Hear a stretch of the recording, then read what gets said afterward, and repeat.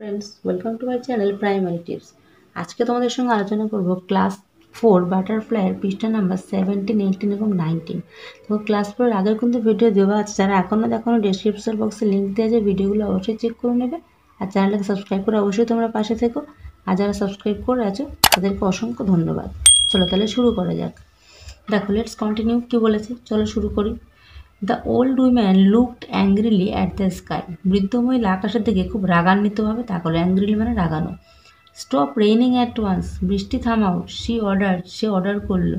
The sky could not stop raining. আকাশ কিন্তু বৃষ্টি থামালো না। His eyes were full of dust with all her sweeping. তার চোখে কী ছিল? চোখে কী ছিল? ধুলো ভর্তি। চোখ নিয়ে তার চোখে ধুলো ভর্তি ছিল। তারপর কি বলছে দেখো। She picked up her broom. সে তার ঝাঁটা তুলে নিল। And started to sweep. এবং ঝাঁট দিতে আরম্ভ করলো। She swept harder and harder. সে বারবার ঝাঁটাতে লাগলো। More and more dust flew up. আরও ধুলো উঠতে লাগলো। The sky jumped out of her way. আকাশ কী করলো? সেখান থেকে জাম্প করলো।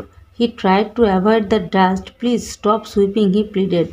প্লিডেড মানে তো অনুগ্রহ করা বা রিকোয়েস্ট করা, যেটাকে বলা হয়। সে কী করলো? ডাস্টটাকে অ্যাভয়েড করা শুরু করলো, মানে এড়িয়ে চলতে শুরু করলো এবং বলল, প্লিজ তোমার ঝাঁট দেওয়াটা থামাও।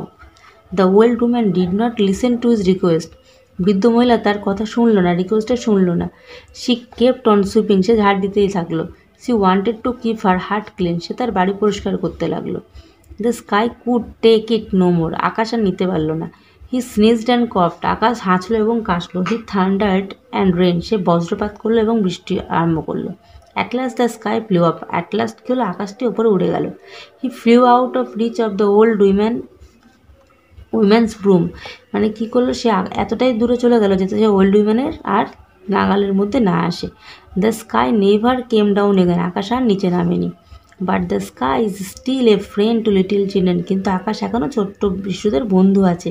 ফ্রম এ ডিস্ট্যান্স, দূরত্ব থেকে, he watch them play and smile happily. তাদেরকে দেখে খেলতে এবং সে খুব খুশি হয়। তাহলে এখানে দেখো অ্যাক্টিভিটি 5-এ কী বলেছে? Arrange the following sentence in the correct order. মানে এগুলোকে অর্ডার মতো সাজাতে হবে। তাহলে দেখো একটা করে দেওয়া আছে, 1টা আছে। তাহলে 2 কী হবে? দেখো, the sky could not stop raining, 2 হবে। 3 কী হবে? The old woman kept on sweeping. 4 কী হবে? The sky could take it no more. 5 হবে the sky flew out of reach of the old women's broom. এবার দেখো কি বলেছে। Why was the old woman angry at the sky. সে কেন angry হয়ে গেছিল? কারণ কি ছিল? কারণ the sky can not stop raining at once. তার বৃষ্টি থামাচ্ছিল না। What did the sky do avoid the dust.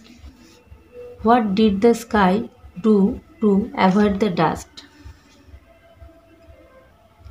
তাহলে এটা কী হবে? দেখো, আকাশটি ডাস্ট এড়ানোর জন্য কী করলো? দ্য স্কাই ফ্লিউ আপ, মানে আকাশটি ওপরে উড়ে গেল।